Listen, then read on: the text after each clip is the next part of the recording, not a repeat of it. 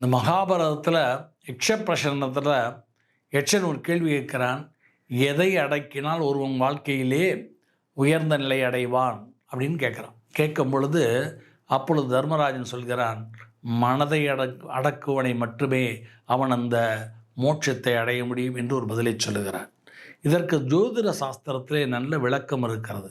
இந்த மனதிற்கு அதிபதி யார் என்று சொன்னால் சந்திரன். இந்த சரீரத்துக்கு அதிபதி யார் என்று சொன்னால் சந்திரன். இந்த ஐம்புலன்களுக்கு அதிபதி யார் என்று சொன்னால் சந்திரன்.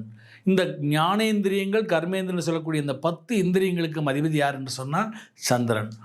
எனவே இந்த இந்திரியங்களும் இந்த சரீரமும் இந்த மனமும் கட்டுப்படாதவரை, அடங்காதவரை அவன் மறுபடியும் பாவங்களை செய்து கொண்டே இருப்பான். செய்வதனால் மறுபடியும் பூமியிலே பிறப்பெடுத்து கொண்டே இருப்பான். புனரவி மரணம், புனரவி ஜனனம் என்கின்ற அடிப்படையிலே அவனுடைய பிறப்பு இறப்பு என்கின்ற அந்த ஒரு பிறவிச் சொல்லிலே சிக்கி அவன் தவித்து கொண்டிருப்பான்.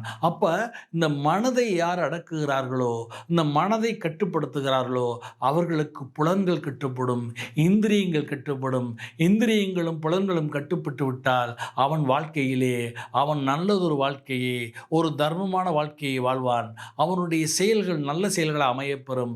எனவே இந்த சரீரத்தில் பாவங்கள் அண்டாது. சரீரத்தில் பாவங்கள் அண்டாத வரை அவனுக்கு பிறப்பில்லை.